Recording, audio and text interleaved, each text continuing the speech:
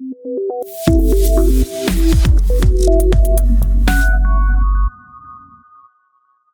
in the second subtask of our password generator project, we will be handling the user input. So we're going to accept user input for the length of the password and whether or not the user wants special characters or or not the user wants numbers. And one thing over here is that we're going to have separate variables called use special chars and use numbers, which will be boolean variables and will be true or false based on what input the user gives. That is, we have to compare the input given by the user, and based on that we have to update the boolean variables. And there's a new concept which we've used, that is to lowercase, which is used to convert an entire string into lowercase.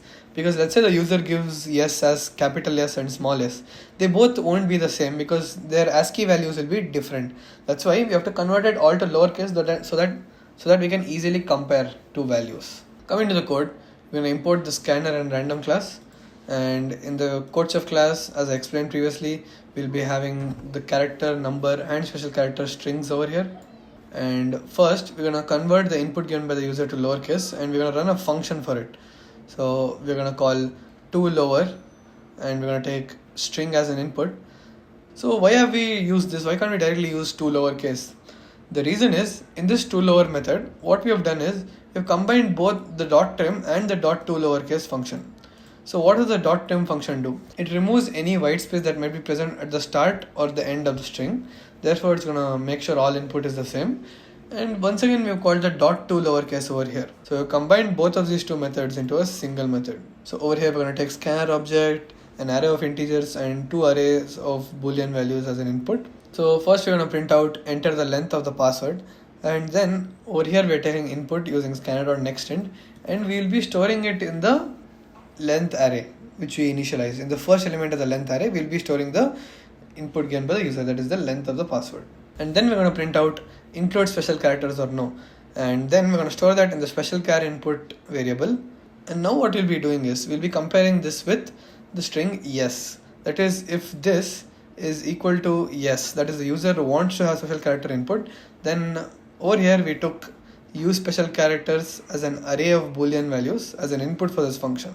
So the first element of this array of boolean values will be set to 1 in case the user gives yes for use special characters. So over here you can see first we're going to convert the input given by the user to lower, and then if this is equal to yes, that is if this gives an output of 1, that is it is equal to yes, then we're going to update this to 1. Similarly, we're going to do the same thing for include numbers.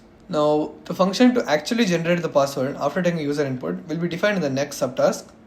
But for now we just initialize a password object which will be a string builder object, and then we're just converting it into a string and returning it to the main function. Now in the main function we're going to have our scanner object, an array of integers, an array of boolean values, two arrays of boolean values. So you can see both of these are just of length 1. That is, it will only store whether or not the user wants special characters, wants numbers and the length. And now we're going to pass it on to the user input function, and then we're going to call the generate password function, and we're going to pass on the length, use special characters, use numbers to the generate password function, and then we're going to print out the generate password which you get from that. So let's just run this code once. So let's say I give length as 5 and I want yes for both.